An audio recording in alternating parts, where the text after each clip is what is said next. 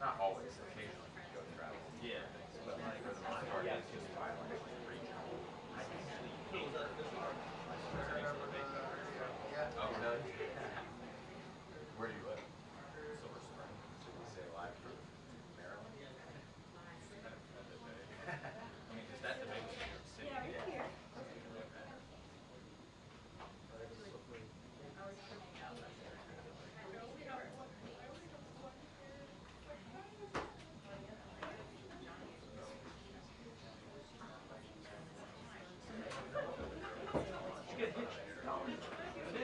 Congratulations.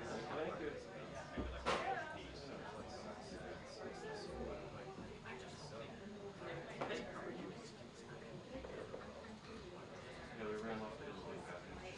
We did it in Italy.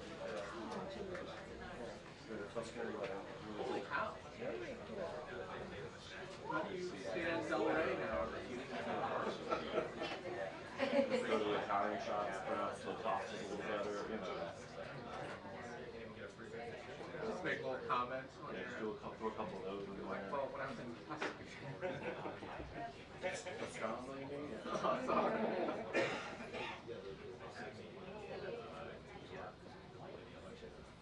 You should be that guy. Just walk around Delray. Oh, yeah.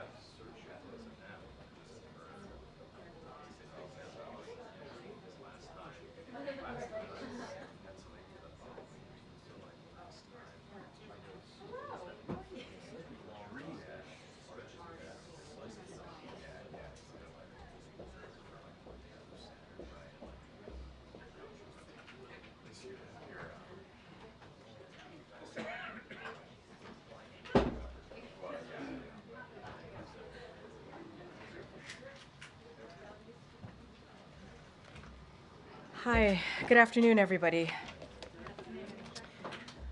So the safety of all Americans is the Biden-Harris administration's first priority. As the security situation in Lebanon becomes increasingly volatile, I want to take a moment to talk about the numerous steps the Biden-Harris administration is taking to support Americans who seek to depart or relocate within Lebanon.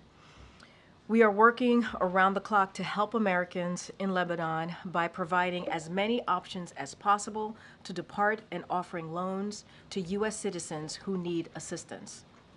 Since September 27th, the United States has secured more than 4,000 airplane seats for American citizens, lawful permanent residents, and their family members to depart Lebanon. We have reserved seats for Americans and their family members on daily commercial airlines that continue to fly out of Beirut, and we have organized additional flights for U.S. citizens, lawful permanent residents, and their spouses, children, and parents to depart Lebanon. As long as the Beirut airport remains open, we will continue to make more airplane seats available daily. To date, the number of seats available continues to exceed demand. The U.S. Embassy in Beirut remains open and can help Americans who need emergency passports or other documentation. We urge Americans to take advantage of these options. Ultimately, a diplomatic resolution is the only way to achieve lasting stability and security across the Israel-Lebanon border. We are in discussions for when we will be able to achieve that.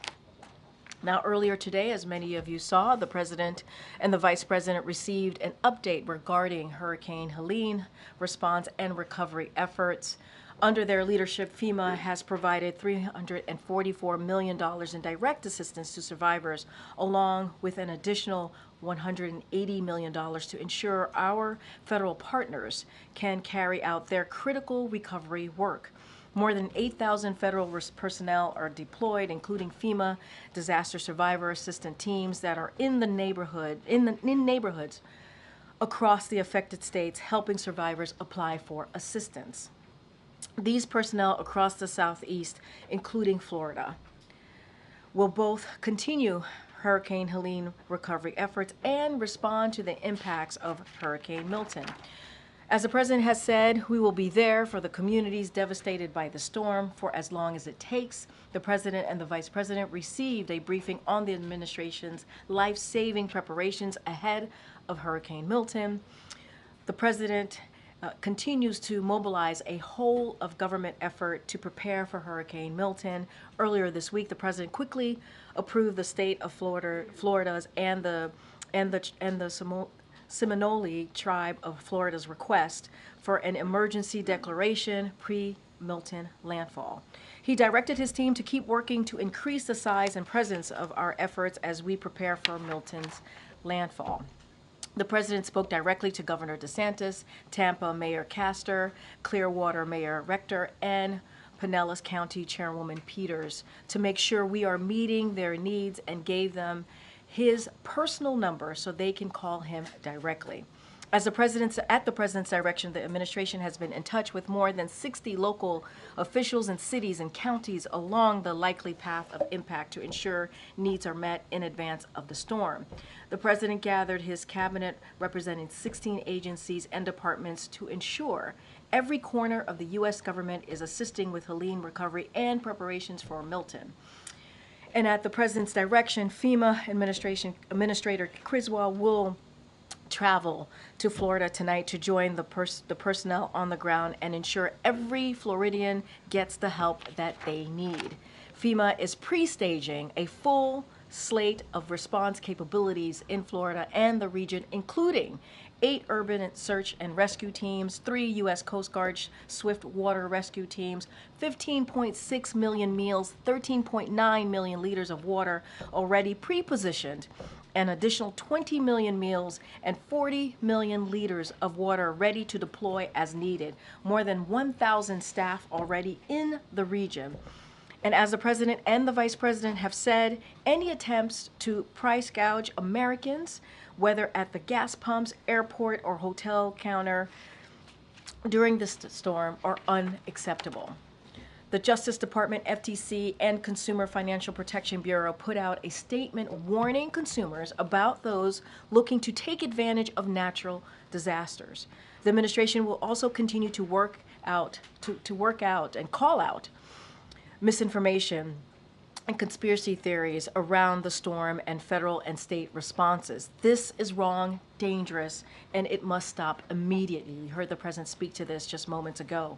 Everyone, especially those in positions of power, must do everything they can to encourage survivors to register for assistance, not discourage them by allowing these falsehoods to fester.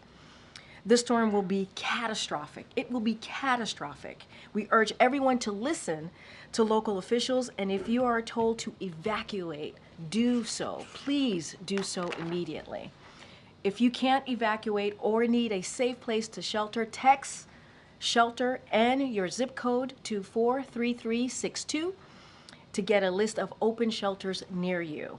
With that, I will turn it over to Administrator Criswell, who is joining us virtually. Thank you so much, Administrator. I know you are incredibly busy today, but thank you for your time. And with that, I'm going to just turn it over to you. All right. Thank you very much, Karine. So good afternoon, everybody. As you just heard from Karine, I just had an opportunity to brief President Biden and Vice President Harris on our preparatory actions as we prepare for Hurricane Milton to make landfall in Florida. The entire federal family is leaning forward for Milton's response. And right now, I am in North Carolina, continuing to lead the response and recovery efforts for the impacts to Helene across many states. But I will be traveling this evening to Florida to be with the team that I have there on the ground, as well as meet with the governor and his team to make sure that we are working side by side to meet the needs of Floridians as Hurricane Milton passes through the state. I want to deliver a very important message to the people of Florida. This is going to be a catastrophic storm. It is going to be a potentially deadly storm. Please listen to your local officials as they will be giving you the best information about what you need to do where you are located. This storm is going to bring deadly storm surge, intense winds, flooding, but it is already bringing tornadoes across Florida. So if you do get an emergency message on your phone right now for a tornado warning, please seek shelter immediately. My heart goes out to all of the Floridians who have been in the path of many storms. They have had impacts from Hurricane Ian, Hurricane Debbie, Hurricane Idalia, and now Hurricane Helene and Hurricane Milton. Floridians, they're no strangers to these storms, but this one, Hurricane Milton, is expected to be catastrophic. And I promise you that FEMA is ready. FEMA and the entire federal family will be there to provide those immediate life-saving activities and begin to stabilize the incident after the storm passes. And again, I will be there on the ground to assess the impacts and prioritize the movement of federal resources to where the state needs them most. Today, tonight, and tomorrow, these are going to be tough as we watch the impacts move across Florida. And again, we're already seeing impacts from this storm with tornadoes and high winds happening in different parts of Florida. The most important thing is your safety. And I need everyone listening to do everything you can to protect yourself and your family as Milton passes. Some of you may still be able to safely evacuate. Others, it may be too late. Again, I need you to listen to your local officials. They will know exactly what you are still able to do. And if you receive, again, a tornado warning on your phone, through a NOAA radio, or from your local officials, there are tornadoes that are happening now. You need to seek shelter immediately. I have also been in contact with Governor DeSantis, Mayor Castor, Mayor Welch, and Mayor Dyer, as well as all the tribal nations in Florida that are in the path of this storm. The President's swift approval of the pre-landfall emergency declaration for Florida, as well as the Seminole Tribe of Florida, allows us to be able to employ the resources that we have staged to immediately begin to save lives and support the response activities. In addition to the thousands of people that I already have on the ground in Florida for Hurricane Helene, as well as the previous storms from previous years, at the President's direction, I sent an additional 1,200 search and rescue personnel, 6 incident management assistance teams, multiple power assessment teams, and dozens of medical facility assessment personnel into the area pre-landfall. We've also staged over 500 ambulances, and the search and rescue teams include high water vehicles and air assets as well as boats to support those life-saving activities in the first hours after the storm passes. As you heard Karine say, we've also pushed millions of meals and liters of water into Florida to support those immediate needs. And let me be clear, the movement of these resources and these commodities are not taking away from our ongoing response and recovery efforts in North Carolina and the other states that were impacted by Hurricane Helene. We are built for this. We have managed multiple simultaneous catastrophic incidents before, and we are prepared to do this again. And I want the people to hear it from me. FEMA is ready. Our agency is postured to respond to this storm and maintain our current response and recovery efforts for Hurricane Helene impacted states. And we will be providing, and I will be providing regular updates to President Biden and Vice President Harris as this storm passes, so we can make sure that we are getting all of the federal resources that are needed to support their response. And they have directed me, as they always do, to make sure that Floridians continue to get everything they need. I want to be clear. We at FEMA stand ready to both continue our support to Hurricane Helene and respond to the impacts from Hurricane Milton. This is what we do best. We manage complex incidents. We coordinate, we communicate, and we respond.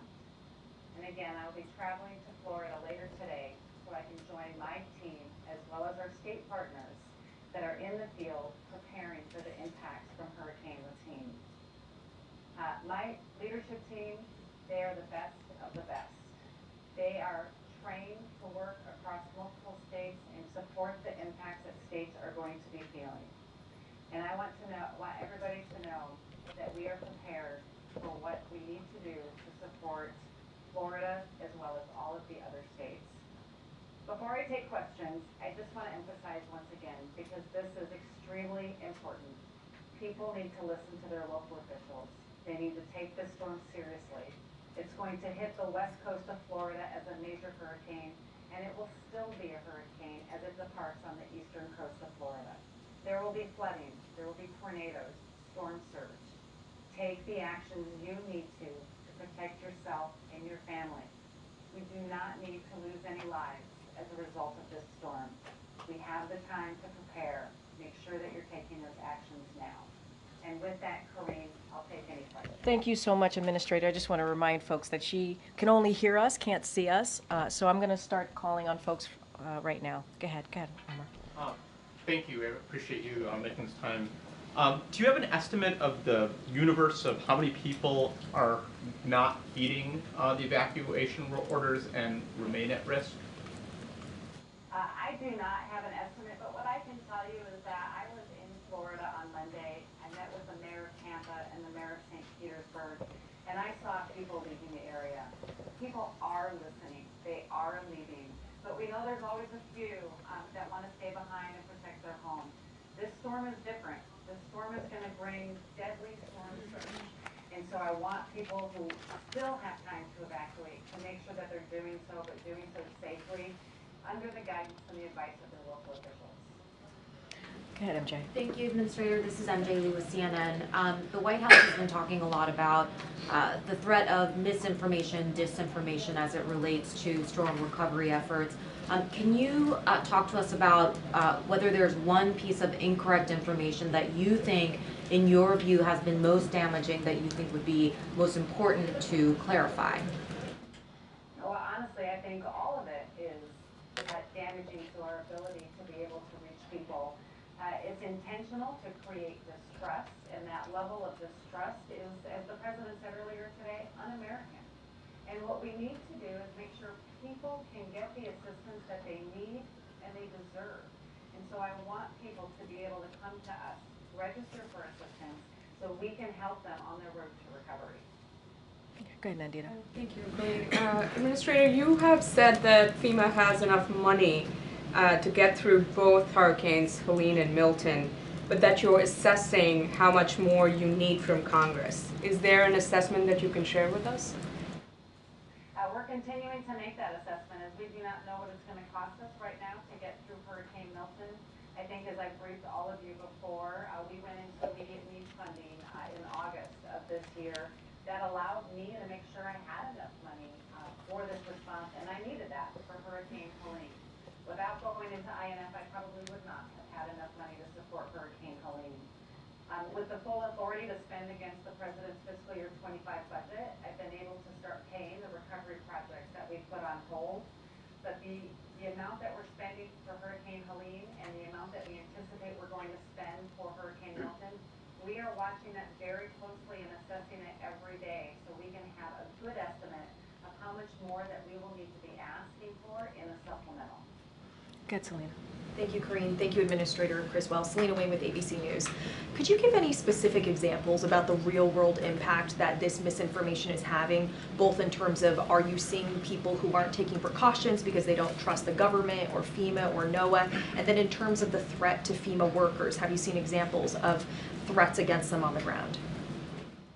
Yeah, I think the biggest thing is that what I am hearing is people that are not coming to us and asking us for assistance. They're not registering for the help that they need, or they are afraid to approach some of our staff because they are unsure of what the government is doing. I think one of the biggest ones that I continue to hear is that we're going to take their land from them. Simply untrue. When you register for assistance, we give you an initial amount of money, $750, to help support those immediate needs. And there were rumors out there that if you received this money and you didn't pay it back, that we would take your home. Simply untrue. This is a series of assistance that we give over time, those immediate needs. We've already given $60 million in North Carolina alone for people's property losses as well as this immediate assistance. We will continue to give that money out. And as it relates to my staff, I mean, it's just demoralizing. I think that if they take it personally, they have left their families and their homes to come here and support people in need, but they're focused. They continue to stay focused on why they're here. They know their purpose, and that is to help people, and we'll continue to do that. Okay. Go ahead, Gabe. Thank you, Administrator. You said before that you have dealt with misinformation in the past. Why do you think that misinformation is so rampant this time around? Is it because of the election? Is it because of certain politicians? Is it because of tech platforms? Or is it because of potentially a foreign actor? Yeah, I mean, I have definitely seen misinformation before. We have had misinformation for, a long time, but we have seen it increase recently. We saw a significant increase in the response in Maui, and even more, the greatest amount that I've seen in this response to Hurricane Helene. I don't want to speculate as to why we're seeing this increase. It's just damaging, and it just makes it harder for us to do our job, and it's a distraction for the people that are out there doing really hard work to help the people get the assistance that they need and deserve. Ken? Could you just describe, the storm is going to be making landfall late at night on the West Coast. To what extent does that add to the complications or the dangers for residents? And just how unique is it, the fact that it will be a hurricane when it hits the West Coast, but also a hurricane when it exits the East Coast of Florida? I think anytime we see a storm hit during the evening, it just complicates things, right? Because we know that we will have power outages as a result of this. It will be dark. People will have to try to protect themselves without the same level of light that they're used to. It just creates a whole other level of complication. But as we heard from Director Brennan earlier today, it is very rare for a storm to be a hurricane when it makes landfall and as it exits the state. It's going to move quickly, according to him, through the state, but that means it's going to create these catastrophic impacts across the state. We're going to see the most significant with storm surge on the West Coast, but we know from Hurricane Ian how much inland flooding and flash flooding that happened on the East Coast in the Orlando area. And so we're concerned about that, and that's why I talked to the mayor of Orlando earlier today to make sure he knew that even though the West Coast was getting a lot of focus on this, that the East Coast is going to have significant threats as well. And that's why I've also got incident management teams right there in the Orlando area to help work side by side with the local officials so we can get those resources in as quickly as possible when this storm is making landfall and moving across the state. And I know, Administrator, you have to head out. Akela, you have the last question. Okay. Hi, Administrator. I'm just wondering if the administration is confident that the election will still be able to be conducted by November, that power outages, that roads will be safe to drive on so voters can cast their ballot. So, the election piece is with the states, and we have resources that we can help them with to ensure we meet whatever needs that they have, and we'll continue to work with them if they have any specific requirements. Thank you so much, Administrator. Safe travels. I know you've been in North Carolina for some time helping on the ground there. We really appreciate everything that you're doing, and safe travels to Florida tonight. Thank you. Thanks, everybody. Okay, Amr? Great. On the Netanyahu call earlier today, was the president told by Prime Minister Netanyahu how he intends to respond to Iran after the October 1 attack? And then secondly, the Prime Minister's office and President Trump have confirmed they spoke last week. Was the White House informed of that call ahead of time, and do you know the contents of that call? And just generally, are you comfortable with that type of conversation happening? So look, a couple of things. You just asked me a slew of things there. I do want to say, I know there's the rabbi call that the president's going to be doing momentarily. We'll let you know when that happens. I think we're running a little bit behind, and I know that there's going to be an opportunity for all of you all to tune in. Let me just give you a couple of just top lines on the call. It lasted about 30 minutes. It was 30 minutes long. It was direct. It was productive, obviously the call that the president had with the Prime Minister of Israel. They discussed a range of issues, and we are going to have a readout shortly that you all will have to get a better sense of what was discussed on the call, so I'm not going to get ahead of that. I know the team is working through that at this time. So as you all know, the U.S. and the Israeli government have had discussion since last week. Certainly since after the Iran attack. And so those discussions continued with the president and the prime minister. Certainly not going to get into those discussions. There's going to be a readout. Don't have anything else beyond that to share, but I can say that they did have a discussion about that. And it is a continued discussion. It started off with obviously staff level discussion last week, and obviously the two leaders had an opportunity to talk directly. Like I said, it was productive, it was direct, it lasted about 30 minutes. And this is on top of more than a dozen calls that the president and the prime minister have had since October 7th of last year. As it relates to one of your questions there about the book. Look, as you know, there are... About the Trump conversation last week. Oh, Did I ask about the book as well? But we can come back to the book. We can come back. There's plenty of questions. I'd like to answer that as well. But particularly about Trump's conversation, I think that's more pertinent to today's We'll call. say more about the Trump conversation. So Trump spoke with Netanyahu last week. I see what you're saying. Okay. Yeah, okay. Were you guys aware of it? Look, I don't. That's something for obviously the Trump team to speak to. I can't speak to that about their conversation. I just don't have anything to add I guess beyond it's that. more relevant. Are we having like two different, a former administration and the current administration doing foreign policy at the same time? As you know, there's one president at a time. That has been the way that we've done this, right, in this country, and so that is what exists. The current president, the President Biden, had a conversation with the Prime Minister. They've had, as I mentioned, more than a dozen conversations since the past year, since October 7th of 2023.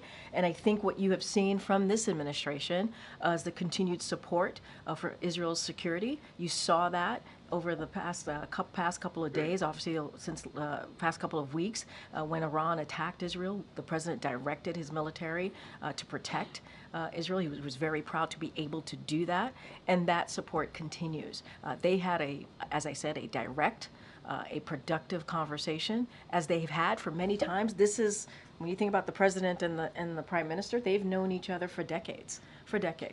And so that's what I can speak to. I'm not going to get into the former president and his conversation with world leaders. And if I can just ask one about the book. Yep. Russia said today that the COVID testing material that was given to Putin by Trump was nothing abnormal. Back then, there was a lot of trading going on of material. Is that true? And then if it is true, why was the president going after Trump yesterday at the KC fundraiser over giving Putin this material? I mean, look, that was a political event, so I'm going to let the president speak to what he said at that event. I'm not going to go beyond that. What I will say is, as it relates to what happened in the last administration, how then the president behaved and what he was able to do, whatever is being reported, I'm going to leave it to the 2020, that time in 2020, to that administration. Look, what I can say, and we can say very proudly and forcefully, I believe, is how this president responded to a once-in-a-century pandemic. He put forth a comprehensive strategy to move forward, to get shots in arms, money in pockets at a time where the economy was at a tailspin. And this is a president that took that very, very seriously, along with a critical partnership that he had with the vice president. And that's why we've seen the economy turn around. That's why we all sitting here today without masks on, because the president actually took this seriously and made sure that we were able to get out of the pandemic. That's what I'm going to speak to. The president said what he wanted to say yesterday, and I'll leave it as that. But I guess, is it just adding to misinformation then? Because that what the last president at that time was doing what it sounds like he thought was the right thing. Everybody needed material at that time. I'm going to let the former president speak for himself, and how he behaved and the actions that he's took, that is for him to speak to. What I can speak to is what the president has done over the last 3.5 years. And look, when we came into this administration, we did not have a comprehensive strategy to deal with COVID. That did not happen. I mean, you had a former president who was telling people to inject bleach, And you have this president and this vice president who took it very seriously and put forth a comprehensive strategy to deal with a once-in-a-century pandemic. And the economy is now, just looking at the data, the economy has turned around. We are leading with the economy worldly, globally. And, you know, we are in a different place. We are in a different place. And that is because of the leadership of this president. We all saw, some of you were in this room when the former president would come to the podium to talk about the pandemic and the lies that was spewing and what was happening. And this president took it seriously. That's what I can say. Go ahead, Gabe. Thanks, Karine. Regarding the Woodward book and Prime Minister Netanyahu, you said that, and you have referenced the dozen calls the president has had with the Prime Minister since the start of the war. As it was brought up last time, he hadn't had one before this, before August 21st. In the book, Woodward reports that the president used an expletive when referring to Netanyahu and calling him a bad guy and other disparaging remarks. What's the White House response to that? So I'll say first that, look, there's going to be many books that are written about this administration and many administration.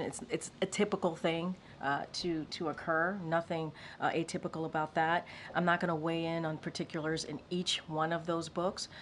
What I can say to that question that you asked me, I cannot confirm. That is not something that I can confirm from here. But does it speak to the relationship of President Biden and Netanyahu? And this is what I've said moments ago, Gabe, which is this president and the prime minister have known each other for decades. And their conversations, their relationship have always been honest and direct.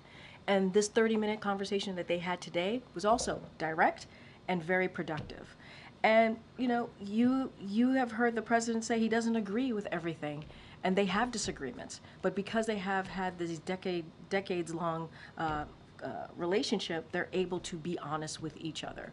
I think what matters here is that this administration, this president's commitment to Israel's security is ironclad, and that will be certainly continue to be the case. And quickly on another topic, on the reporting in that book that the former President Trump spoke with Vladimir Putin at least 7 times since leaving office. Is that appropriate? So look, we're not aware of those calls. I certainly can't confirm any of those calls from here. But if it is indeed true, are we concerned? Do we have serious concerns? Yes. If it is true. Again, I cannot confirm any of those calls. Let's not forget, it is concerning, especially when we know the former president was lobbying against more aid for Ukraine to defend themselves against Russia's aggression. So if true, it is concerning, but again, I want to be really clear, I cannot confirm any of these calls. But how is it possible that the intelligence community wouldn't know that the former president spoke with Putin? I hear you, I just cannot confirm those calls happening. The president has not been briefed on this? I cannot confirm any of these calls were true. Okay. Thanks, Karine.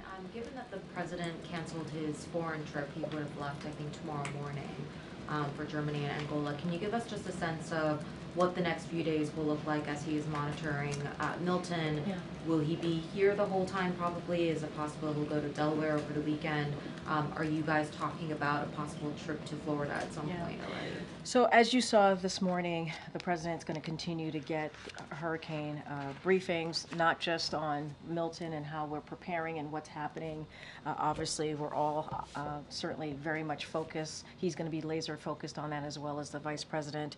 And so he'll continue to be updated, continue to get those briefings. I don't have any travel to read out to you at this time, whether it is to the impacted areas or outside of that. What I can say is the president is going to continue to be laser focused on the storms and what's happening, the preparations, how we are still certainly responding to the immediate needs of folks who have been impacted by Hurricane Helene as well. That is also also very much in front of us and what we're trying to do and get done there. But that's going to be his focus. You'll continue to hear more from the president. I can guarantee you that over the next couple of days. But what we want to share very, very clearly with Floridians out there, it is important to evacuate. It's important to take this storm very, very seriously. It will be catastrophic. You heard from the FEMA administrator. She is headed down to Florida to be there with her team to assist on the ground as we are pre-positioning and preparing for the storm. And just back to the phone call with Prime Minister Netanyahu. Did the president at any point in this phone call, he said that it was constructive, urge the prime minister to not take certain actions as they relate to either the situation in Lebanon or potential retaliatory strikes against Iran? So look, I'm going to say what I said moments ago. This was a continued discussion on the leaders level. As you know, the staff level has been talking since last week, and it is certainly to continue to speak to the response on Iran's attack and a long list of other conversations and issues that they wanted to discuss between the two leaders. I don't have anything else to speak to or to say. There's going to be a readout shortly that will have a little bit more detail of that conversation. I'm just not going to get into specifics from here. Would it be safe to say that the president now has a clear understanding of and a clear picture of what Israel's plans are for retaliating against What I can Iran? tell you is they had a discussion. They continued their discussion on a response to Iran's attack. A discussion last week, a discussion that certainly started at the staff level, and now the two leaders were able to have a productive, a straightforward, honest conversation, as they tend to do. I don't have anything beyond that. Thanks, Karine. So Vice President Harris was also on that call between President Biden and Netanyahu. Can you just explain the role she played in that call? Did she just listen in? Did she weigh in on the issues as well? I would refer you to her team to speak to that. Just going back to the contents of the call, I know there's a readout coming out soon, but can you just describe the tone of that call in terms of was the president continuing to push back on issues that were being presented to him from Netanyahu? It was direct and it was productive. That's what I'll share. And can we say at this point if Israel has made a decision on how they want to respond? They continue to have a discussion on Israel's response to the attack, to Iran's attack last week. I'm not going to go into specifics or details. There's going to be a readout shortly. Okay, Michael.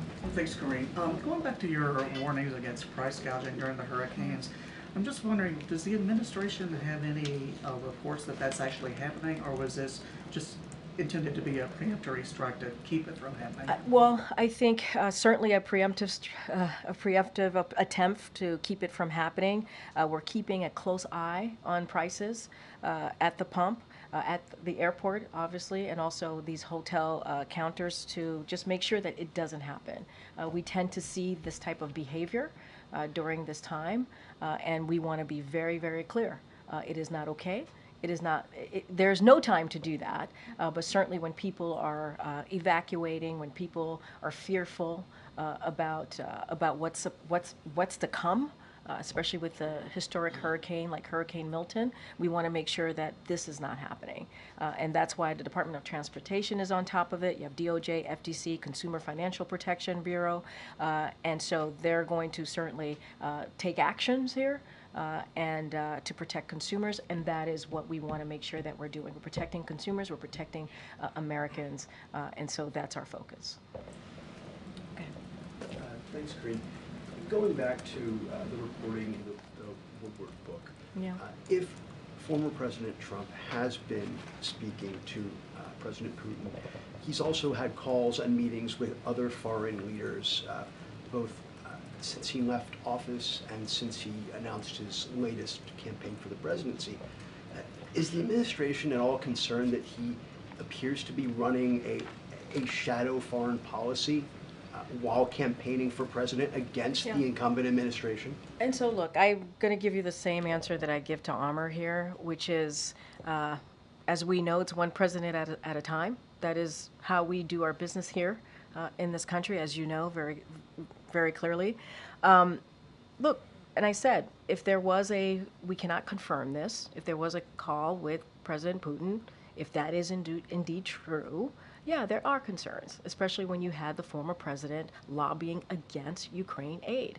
Yeah, but I cannot confirm that. I cannot confirm those calls. What about his meetings with foreign leaders such as Viktor Orban, who has opposed aid to Ukraine as well? Look, I'm going to let the former president speak to his calls with world leaders. I'm not going to dive into that, but what I will say is that this president is focused at what's at hand, right? He had a conversation with the prime minister, 30 minutes, as I stated, half an hour. It was direct. It was very much honest. It was to show that, we're going to continue to have those discussions with Israel on how they're going to respond after Iran's attack last week. You saw what this administration, what this president directed his military to do, and our commitment to Israel's security continues to be ironclad. That is what I can speak to, and that is what we're focused on. And as you know, we have a Hurricane Milton that's coming, and you heard from the president. So he has a lot to focus on, and as a leader, that's what he's going to do. One more on the same topic. Sure. Traditionally, when former presidents do interface with foreign leaders, there is a process by which they can liaise with the incumbent administration to be possibly briefed on any policy concerns and possibly provide a readout of those conversations afterwards. Has former President Trump availed himself of any resources that might be available to him? I don't have anything to speak to on that particular question, but I understand your question. I just don't have anything for you at this time. Okay. Thanks, Karine. One more try on the BB call. Sorry.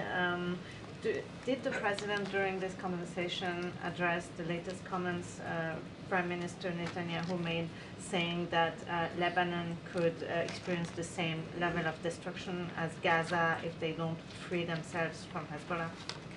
So look, as I stated, they had a productive and honest conversation, but what I will say very clearly about that particular question is we cannot and will not see Lebanon turn into Gaza, into another Gaza.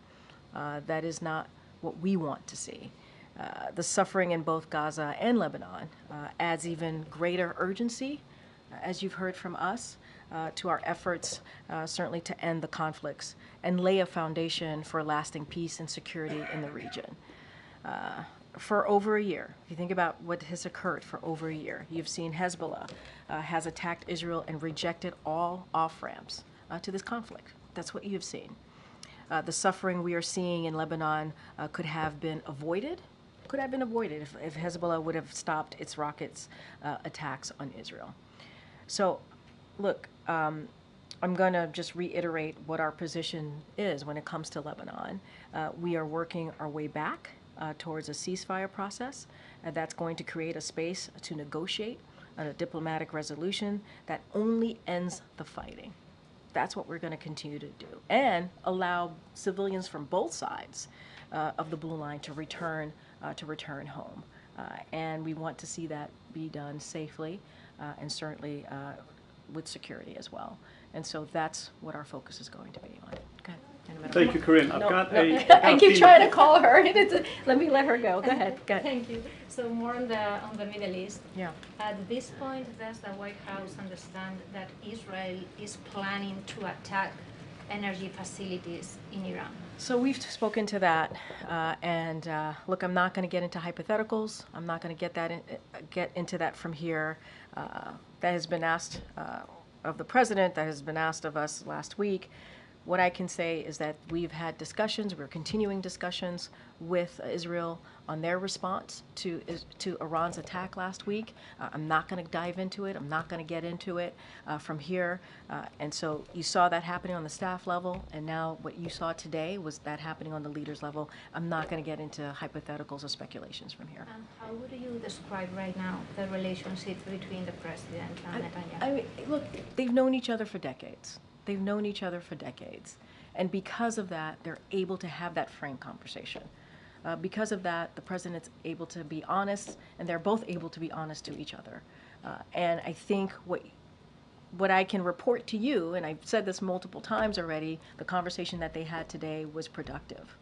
and it was direct, very much in line with many other conversations that they have had, not just in the past year, but over decades. And I think you've heard the president speak directly about his relationship with the prime minister. And so they've known each other for a long time. They've had a decades-long friendship, and I think that says it all for me. Go ahead, Mandy. Thank you. I will say in the Middle East, you said that the administration will continue evacuating U.S. citizens from Lebanon as long as the airport is open. Do you have any guarantee that Israel is not bombing the airport? Say that one more time. The last part, I didn't hear that. Does the White House have any guarantee that Israel will not bomb Beirut airport? So look, we're going to have very direct conversations with the government of Israel about the shape and the nature as we speak about Lebanon specifically, right? And the ultimate scope of their campaign. And those conversations are going to continue. And I'm not going to get into specific conversations that we're having, but it will continue to be very direct. And that's what you've seen over the past year, and that's what's going to continue. You also said that you're working towards a ceasefire and a diplomatic solution as the best outcome to the crisis. So how exactly will this materialize, considering that Israel has rejected a ceasefire, a diplomatic solution, and Hezbollah leaders have been killed one after the other? So who are you talking to when you talk about ceasefire? Look, we want to see, as the president has said, we want to reach a ceasefire deal. That's what we want to see. And again, to provide space for that diplomatic resolution, those diplomatic conversations, and we want to see civilians on both sides to return back home. And on both sides of the border, obviously. And so those discussions continue. We have been very clear that those conversations have been continuing for some time now. And ultimately, we need a diplomatic resolution. We understand that. We have to have a diplomatic resolution, and that's the only way to achieve that long-lasting stability. Right? When you think about security across the Israel and Lebanon border. And so that's what we want to see. It doesn't stop us from having those conversations, to having those discussions. Today, you heard from me, you heard from us that the two leaders spoke about an array of issues. They continued that discussion about how Israel's going to respond to Iran's attack from last week, and a bunch of other things that are incredibly important to both leaders. We'll have a readout shortly that we'll share a little bit more. And one last question. In 2 weeks, there is already 8 hospitals in Lebanon are out of service. There is thousands of people being killed. There is 1 million forced to flee their homes, and the Israelis has called in for more troops. So how can this not be a scenario in Gaza that we have seen it unfolding? And second isn't that a mission creep? How do you agree with the Israelis on the outcome of the war if Netanyahu said we're going to continue regardless of what the White House more or less is saying, as long as we are not achieving our aims in the Look, I'm going to say what I said moments ago. We do not want to see Gaza, what happened in Gaza happen in Lebanon. That's what I said, and that is something that we do not want to see. And as we've said, Israel does have the right to defend itself, and to go after their security threats that they see. But one civilian casualty is too many, and we've been very clear about that. Israel must take every feasible precaution to prevent civilian harm. And those are the discussions that we're going to continue to have. Look, you heard from us, we announced some humanitarian assistance for Lebanon, for the challenges that they're dealing with. $157 million. We announced that last week to deal with those humanitarian challenges. And so we're aware of what's going on, and we've been very clear. We've been very clear on this. Okay, Jared. Just two kind of clarifying questions, at least clarifying for me. They may be clear for others. But have you, in the talks that the president has had with the Israeli prime minister, sort of beyond just kind of the details or the readout, is there now an expectation that Israel would inform the administration in advance of action it's planning to take against Iran? What I can tell you that the discussions continue and how Israel's going to respond to that attack, to the attack from Iran last week. Those discussions continue. I'm not going to get into details from here. And then or just specifics. quickly on the Lebanon, you talked about kind of the efforts being made to help Americans get out. Yeah, Americans so far, who are those in all, Lebanon. Are those all commercial flights at this point, or are you talking about like some military charters or diplomatic charters as well? Yeah, so what I spoke to was commercial flights, and what we're trying to do, get some seats on, certainly on these flights. I would refer you to the State Department. They did a very good laydown of this as well, and they're certainly helping to lead that effort, so I would refer you to the State Department on any specifics. Go ahead, Phil. Thank you, Karine. You're pretty consistent. You don't often speculate about hypotheticals, but today on more than one occasion, you've said that if it's true that former President Trump spoke with Vladimir Putin, then that's concerning. Yeah. I'm wondering, why is this administration willing to speculate about that in particular? I said if it's true. Speculation. It's speculation, but if it's true, because I knew, right, we all knew that you all will have questions about, for us, about the national security concerns, about our thoughts about this, and so if it is indeed true, right, we're talking about President Putin here. We see what's happening in Ukraine, Russia's aggression in Ukraine. That's about democracy. That's about Ukrainians fighting for their freedom. And we've heard the former president say and lobby against the funding for Ukraine. So yeah, if it is true, it is indeed concerning, because we're talking about our national security here. So we want it to be, I want it to be very, very clear. And so I'll leave it there. And then a second question. Sure.